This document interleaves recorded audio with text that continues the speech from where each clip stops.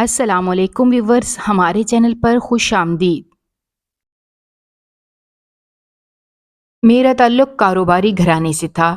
میرے 5 بھائی تھے جو شادی شدہ تھے۔ میں سب سے چھوٹا تھا اور امی ابا اب میری شادی کے لیے لڑکی ڈھونڈ رہے تھے۔ میرے تمام دوست شادی کا لڈو چکھ چکے تھے اور اب وہ گاہے بگاہے مجھے شادی پر اکساتے رہتے اور چھیڑتے کہ تم آخر کیوں شادی نہیں کرتے؟ تو میں اکثر انہیں ہنس کر ٹال جاتا کہ بھائی مجھے آزاد رہنا اچھا لگتا ہے۔ لیکن سچ تو یہ ہے کہ ان کی شادی شدہ کامیاب زندگی دیکھ کر میرے دل کے ارمان بھی جاگنے لگے تھے۔ تو گاہے بگاہے میں بھی امی سے اپنی شادی کے متعلق بات کرنے لگا۔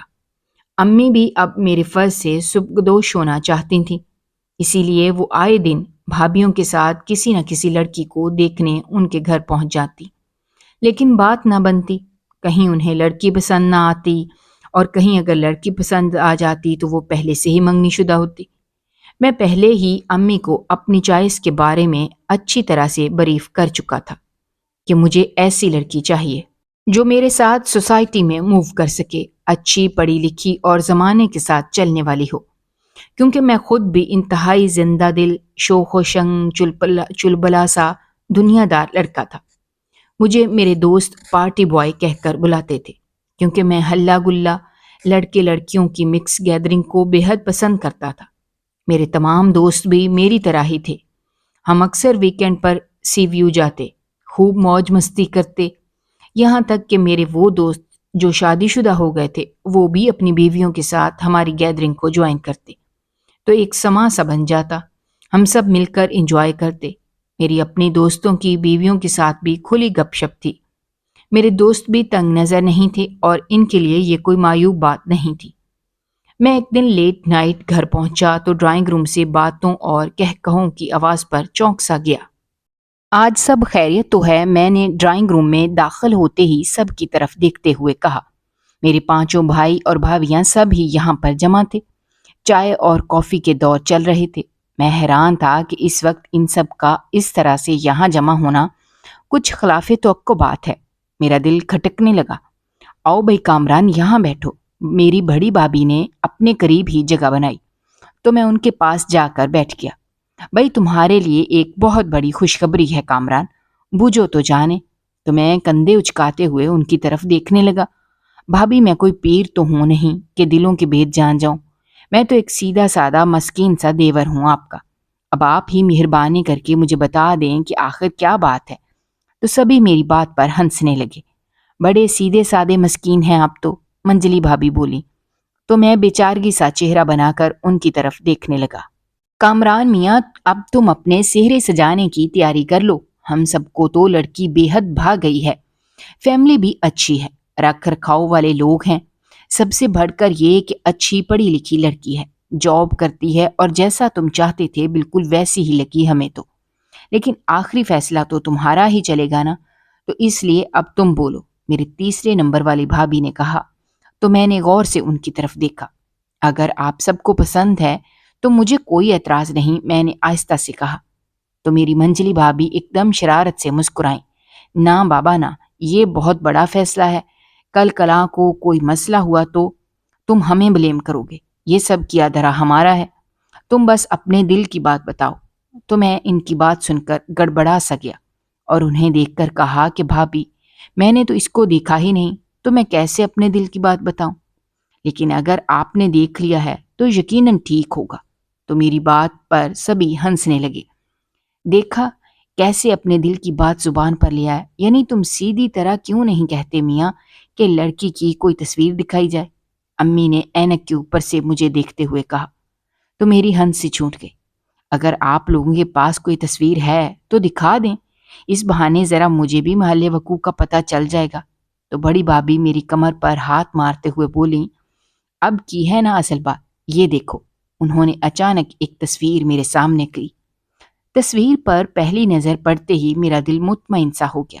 لڑکی انتہائی پرکشش اور خوبصورت تھی، بڑی بڑی نشیلی آنکھیں، دبلا پتلا مگر بھرا بھرا سا جسم اور سفید رنگت، گلابی ہونٹ۔ میں تو اس تصویر کے حسن میں ہی کھو گیا۔ اس نے بڑے ہی سلیقے سے سر پر دوپٹہ لے رکھا تھا۔ مجھے اتنا غور سے تصویر کو دیکھتے ہوئے بھابھی نے میرے کندھے پر ہاتھ رکھا۔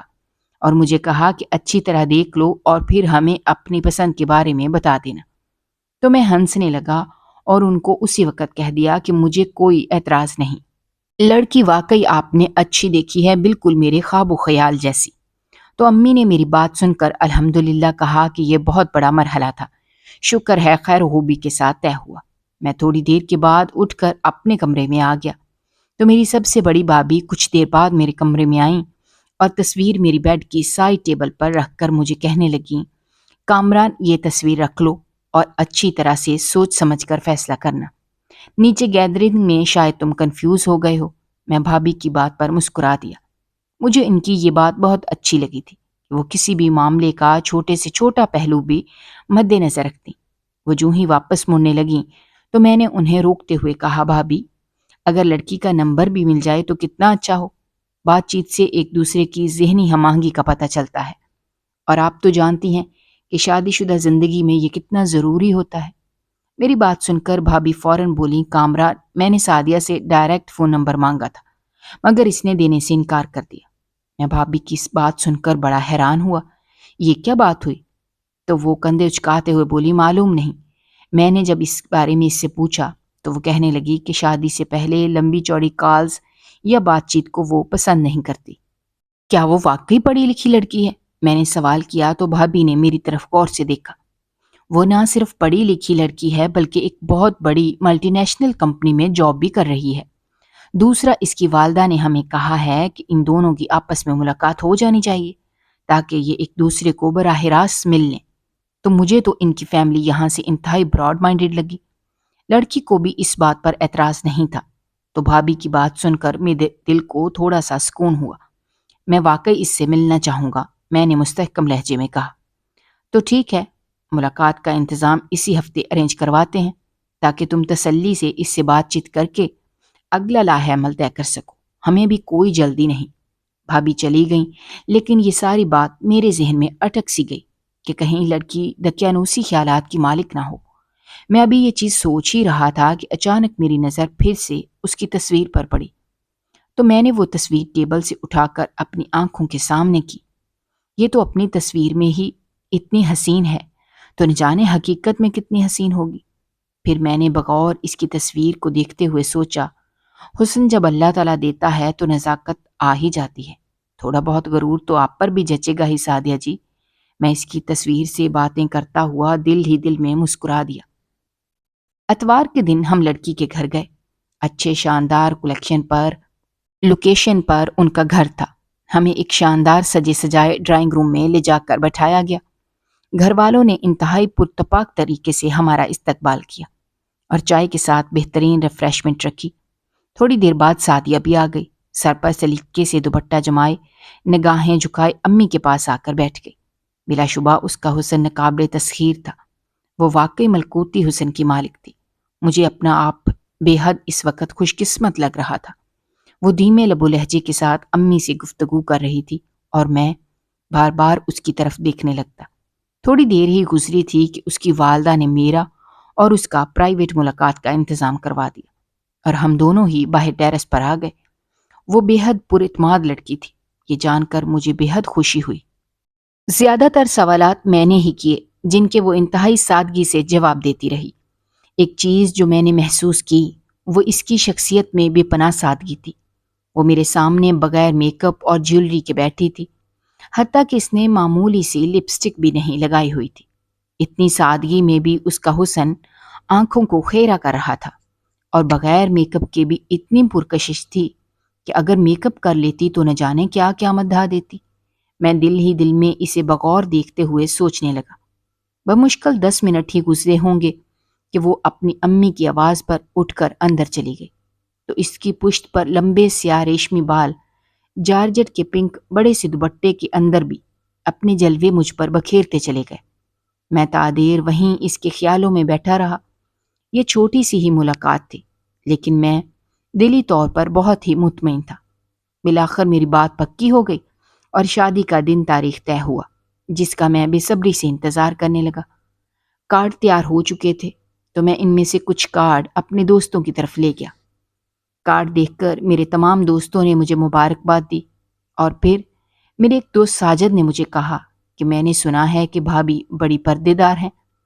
ہاں، تم نے صحیح سنا ہے، وہ ایسی ہی ہے، لیکن فکر کی زیادہ ضرورت نہیں، میں اسے اپنے رنگ میں رنگ ہی لوں گا۔ خیال کرنا بھائی، پہلے ہی پرکھ کر لو کہ بیوی بیاہ کر لا رہے ہو یا مولوی، کیونکہ میں نے سنا ہے کہ جو لڑکیاں مذہبی مزاج کی ہوتی ہیں وہ بہت مشکل سے ہی بدلتی ہیں۔ یہ نہ ہو کہ ہمیں پتہ چلے کہ کامران صاحب لمبی لمبی داڑھی اور ٹکنے سے اوپر شلوار پہنے، ہاتھ میں تسبیح لیے اور سر پہ ٹوپی رکھے گھوم رہے ہیں۔ ساجد کی بات پر سب بے ساختہ کہکے لگانے لگے۔ بالآخر وہ دن آن پہنچا جب وہ میری دلہن بن کر کمرے میں موجود تھی۔ میری بےتابی بڑھ رہی تھی، لیکن رسمیں تھیں کہ ختم ہونے کا نام نہیں لے رہی تھیں۔ اللہ اللہ کر کے رسمیں ختم ہوئیں اور مجھے کمرے میں جانے کا چانس نظر آئے تو میں نے شکر کے کلمے پڑھے۔ میں دروازہ کھول کر اپنے دھڑکتے دل کے ساتھ جو ہی کمرے میں داخل ہوا تو سجے سجائے بیڈ پر وہ مجھے کہیں بھی بیٹھی دکھائی نہ دی۔ میں ایسی کسی بھی صورتحال کے لیے بالکل بھی ذہنی طور پر تیار نہ تھا۔ میں نے بیڈ کے ارد گرد نگاہ ڈالی مگر کہیں پر بھی نہ دکھی۔ یہ کہاں گئی؟ میں کمرے کے بیچوں بیچ کھڑا شدید ذہنی کفت کا شکار ہونے لگا۔ میرے دل میں جو شادی شدہ زندگی کے حوالے سے ایکسائٹمنٹ تھی وہ بھی ایک دم سے ختم ہو گئی، اور اب مجھے رہ رہ کر غصہ آنے لگا جب اچانک میری نگاہ بیڈ کی دوسری طرف سعدیہ کو جائے نماز پر بیٹھے دیکھا تو میں فوراً اس کے قریب گیا۔ وہ دعا کر رہی تھی۔ میں وہیں بیڈ کی پائنتی کے پاس بیٹھ گیا۔ اس نے نماز ختم کی اور جائے نماز طے کر کے صوفے پر رکھی تو میں بھی اٹھ کر کھڑا ہو گیا، اور جو ہی میری نظر اس پر پڑی تو مجھے شدید زور کا جھٹکا لگا۔ اس کا چہرہ دھلا دھلایا تھا، اس نے اپنا سارا میک اپ اتار دیا تھا، بلکہ عروسی لہنگا جو میں نے انتہائی ارمانوں سے خریدا تھا، جسے خریدتے ہوئے کئی دکانوں کی خاک چھانی، اس نے وہ بھی اتار کر ایک طرف رکھ دیا تھا، اور اب ایک پلین سا سوٹ پہنے وہ میرے سامنے کھڑی تھی۔ میں اپنے اسپیشل دن اس طرح سے ایک دلہن کو اتنے سادہ روپ میں دیکھنے کی توقع نہیں کر رہا تھا۔ یہ سب کیا ہے سعدیہ؟ مجھے ہونک بنا دیکھ کر وہ جذبس ہو گئی۔ دراصل مجھے عادت نہیں ہے اتنے بھاری اور زرق برق ڈریسز پہننے کی، تو اتار دیا۔ ادھر میرے تمام ارمانوں کی دنیا لٹ گئی اور وہ ادھر اتنے آرام سے بول رہی تھی۔ میں حیرت سے اس کی طرف دیکھنے لگا۔ عادت تو کسی بھی لڑکی کو نہیں ہوتی سعدیہ، میں ابھی تک صدماتی کیفیت میں بول رہا تھا، لیکن لڑکیاں اسے پہنے رکھتی ہیں اس وقت تک جب تک دلہن آ جائے اسے اس روپ میں دیکھ نہ لے۔ وہ میری بات پر نگاہیں جھکا کر کھڑی ہو گئی، شاید پشیمان ہو رہی تھی۔ میں اس کے چہرے سے البتہ کوئی اندازہ نہ کر سکا۔ اور یہ تم نے میک اپ بھی صاف کر ڈالا؟ میں ہکلاتے ہوئے بولا۔ دراصل میں نے نماز پڑھنی تھی تو میں نے اس لیے وضو بناتے ہوئے منہ دھو لیا، وہ اٹک اٹک کر بولی۔ تو مجھے لگا جیسے میرے اندر ایک دلہے والے جذبات سرد پڑ گئے ہوں۔ میں بغیر کچھ کہے اپنے کمرے میں بنے وارڈروب روم کی طرف بڑھا اور کپڑے بدل ڈالے۔ پھر میں باہر آیا تو ویسے ہی کھڑی تھی۔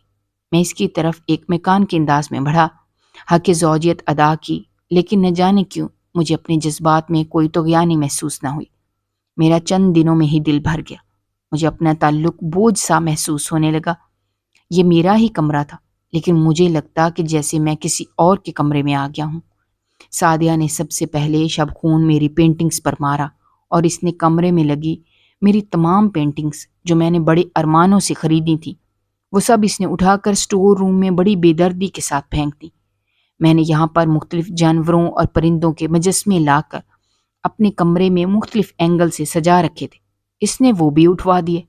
میں ہکا بکا ان تبدیلیوں کو دیکھتا رہا اور سیخ پا ہو کر ایک دن امی کے پاس چلا گیا۔ امی، یہ سب کیا ہو رہا ہے؟ تو امی نے میری طرف سوالیہ نظروں سے دیکھا۔ کیا ہوا؟ تو میں جھنجھلا کر ان کے پاس ہی بیٹھ گیا۔ میری انتہائی قیمتی پینٹنگز اور مجسمے۔ میں بات کرتے کرتے رک گیا۔ تم پوری بات ایک ہی دفعہ کیوں نہیں کرتے؟ کیا ہو گیا ہے انہیں؟ کچھ بتاؤ تو صحیح۔ امی ضد ہو کر بولی۔ انہیں کچھ نہیں ہوا امی، البتہ آپ کی بہو سعدیہ کو کچھ ہو گیا ہے۔ کامران، سیدھی سیدھی بات کرو، یہ کیا پہیلیاں بجھوا رہے ہو؟ وہ اب بہت پریشانی سے بولی تو میں غصے سے پھٹ پڑا۔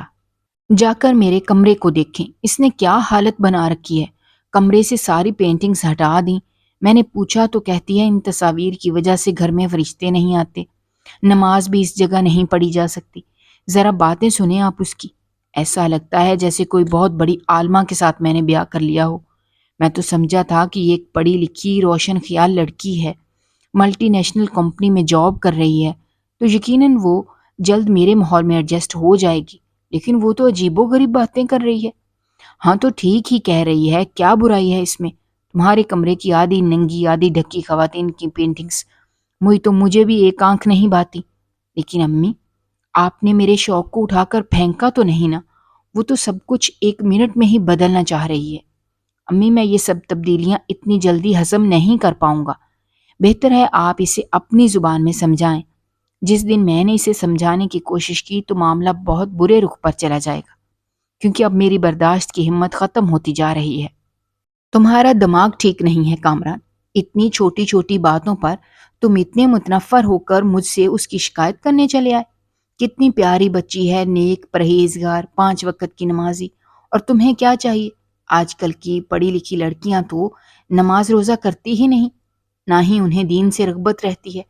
میں تو سوچتی ہوں کہ شاید اس کی وجہ سے ہمارے گھر کا ماحول بھی تبدیل ہو جائے اور تم بھی سدھر جاؤ گے، لیکن بھائی تمہارے تو گلے ہی ختم نہیں ہو رہے۔ تو آپ کا کیا خیال ہے کہ میں اب گلہ بھی نہ کروں؟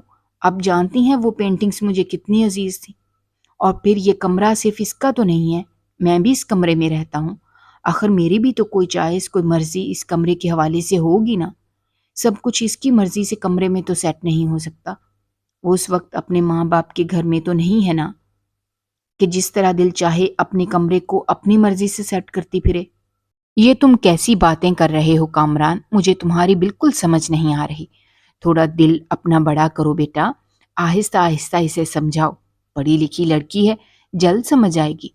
امی، وہ کوئی بات بھی سننے اور سمجھنے کی پوزیشن میں نہیں ہے، میری ہر بات میں سے وہ کوئی نہ کوئی منطق اور جواز نکال کر بیٹھ جاتی ہے، اور سچ تو یہ ہے کہ میں اتنی لمبی چوڑی بحث مباحثہ کرنے کا عادی نہیں ہوں، لیکن مجھے یہ لگتا ہے کہ اس نے بحث میں پی ایچ ڈی کر رکھی ہے۔ وہ ایک دفعہ بولنا شروع ہوتی ہے تو چپ ہی نہیں کرتی۔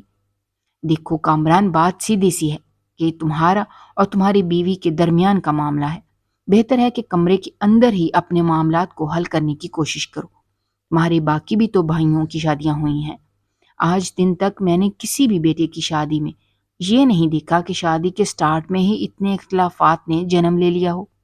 اپنے اس ماحول کو تم خود بھی بدلنے کی کوشش کرو۔ ابھی تک تم اسے ہنی مون پر نہیں لے کر گئے۔ میں اسے ہنی مون پر نہیں لے جا سکتا امی۔ ہر وقت گھر میں دوپٹہ اوڑھے پھرتی رہتی ہے اور باہر نکلتے وقت بڑی سی چادر لے لیتی ہے۔ اس مزاج کی لڑکی کو میں کیسے اپنے ساتھ ہنی مون پر لے جا سکتا ہوں؟ میں نے اپنا مذاق بنانا ہے کیا؟ میری باتیں سن کر امی اپنے سر پکڑ کر بیٹھ گئیں، تو میں بھی وہاں سے اٹھ کر اپنے کمرے میں آ گیا۔ مجھے کچھ بھی اچھا نہیں لگ رہا تھا۔ ابھی شادی کو 1 مہینہ بھی نہیں ہوا اور حالات اس نہج پر آ چکے تھے کہ میرا دل کرتا تھا کہ میں اس کمرے سے بھاگ کر کہیں اور چلا جاؤں، لیکن امی کی نصیحتیں مجھے ایسا کرنے نہ دیتی۔ دوسری طرف میرے دوستوں نے مجھے تنگ کر کے رکھا ہوا تھا۔ وہ میری شادی کی خوشی میں ایک فنکشن کرنا چاہ رہے تھے اور مجھے اور سعدیہ کو اس فنکشن میں مہمان خصوصی کے طور پر انوائٹ کر رہے تھے، لیکن میں ہر بار انہیں ٹالتا ہی جا رہا تھا، جس پر میرے دوست مجھ سے بہت خفا سے رہنے لگے کہ شاید میں اپنی بیوی سے انہیں ملوانا نہیں چاہتا۔ لیکن سچ تو یہ ہے کہ سعدیہ کی عجیب و غریب حرکات اور سوچ نے مجھے بہت ہی بے بس کر ڈالا تھا۔ میں بس یہی سوچ رہا تھا کہ اگر میں اسے اپنے دوستوں سے ملوانے لے جاؤں تو وہاں کوئی اپنا ہی ڈنڈا نہ کھڑا ہو جائے اور میں شرمندہ نہ ہو جاؤں۔ لیکن جب میں اپنے دوستوں کی بیویوں نے بھی اصرار کرنا شروع کر دیا تو میں خود کو ذہنی طور پر تیار کرنے لگا۔ سعدیہ کے وارڈروب میں کوئی ایسا ڈریس نہیں تھا جسے پہن کر وہ میرے ساتھ میرے دوستوں کی گیدرنگ میں جا سکتی، تو میں نے آفس سے آتے ہوئے اس کے لیے بہترین ڈریس لیا، اور جو ہی گھر پہنچا تو میں یہ دیکھ کر حیران رہ گیا کہ ٹی وی لانج میں مسجد سے آئے بچے بیٹھے تھے اور وہ قرآن خوانی کر رہے تھے، اور سعدیہ بھی ان کے پاس ہی بیٹھی قرآن پڑھ رہی تھی۔ میں نے اشارے سے سعدیہ کو بلا کر پوچھا کہ یہ سب کیا ہو رہا ہے، تو اس نے کہا کہ میں قرآن خوانی کروا رہی ہوں۔ تو میں سیدھا اپنے کمرے میں آیا اور ڈریس اٹھا کر میں نے بیڈ پر پھینک دیا اور جوتوں سمیت ہی میں لیٹ گیا۔ امی میرے کمرے میں آئیں تو میری حالت دیکھ کر وہ اچانک پریشان ہو گئیں۔ کیا بات ہے کامران، سب خیر تو ہے؟ بہو کے لیے ڈریس لائے ہو؟ تو میں نے اپنا سر دباتے ہوئے انہیں کہا کہ آج شام کو ہمارا ڈنر ہے۔ 3 گھنٹے میں نے سعدیہ کے لیے ڈریس منتخب کرنے میں لگا دیے اور سوچا تھا کہ اسے دوستوں کی پارٹی میں لے کر بر وقت پہنچ جاؤں گا، لیکن یہاں تو عالمہ بی بی قرآن خوانی کروا رہی ہیں، نہ جانے یہ کب ختم ہو۔ تو امی ایک دم سے مجھے تسلی دیتے ہوئے بولیں، بس قرآن خوانی آدھے گھنٹے میں ختم ہو جائے گی، تم پریشان مت ہو، پھر وہ یہ ڈریس بھی پہن لے گی اور تیار ہونے میں زیادہ وقت بھی نہیں لگائے گی۔ انشاءاللہ تم لوگ وقت پر اپنے دوست کی پارٹی میں پہنچ جاؤ گے، بس اپنا موڈ ٹھیک کرو بیٹا۔ لیکن مجھے سب سے زیادہ فکر مندی اس بات پر ہو رہی تھی کہ اگر ہم وقت پر نہ پہنچ سکے تو نہ جانے میرے دوست میرے بارے میں کیا سوچیں گے۔ میرا ٹھیک ٹھاک مذاق میرے ہی دوستوں کے سرکل میں بن جائے گا۔ وہ تو پہلے ہی مجھے عالمہ کا خاوند کہہ کر چھیڑتے تھے۔ ٹھیک 1 گھنٹے کے بعد قرآن خوانی ختم ہو گئی اور سعدیہ کمرے میں آئی تو میں نے اسے اپنے دوستوں کی پارٹی میں چلنے کا کہا تو اس نے حیرانگی سے میری طرف دیکھا۔ وہاں سارے مرد ہوں گے، میں وہاں جاتی ہوئی کیا اچھی لگوں گی؟ تو مجھے اس کی بات پر بہت غصہ آیا۔ پہلی بات یہ کہ تم وہاں اکیلے نہیں میرے ساتھ جا رہی ہو، اور دوسری بات یہ کہ وہاں پر صرف مرد نہیں بلکہ ان کی بیویاں بھی ہوں گی۔ اب اگر تمہارا دل مانے تو میرے ساتھ چلی چلو، ورنہ تمہاری مرضی ہے۔ میں غصے سے اسے کہتا ہوا باہر چلا گیا کیونکہ میرے سر میں بہت درد ہو رہا تھا اور مجھے چائے کی طلب بھی تھی۔ میں چائے پی رہا تھا کہ سعدیہ ایک دم سے کچن میں آئی اور مجھے کہنے لگی کہ کامران یہ کیسا ڈریس ہے؟ تو میں نے سوالیہ نظروں سے اس کی طرف دیکھا۔ کیوں، اس ڈریس کے سینگ نکلے ہوئے ہیں؟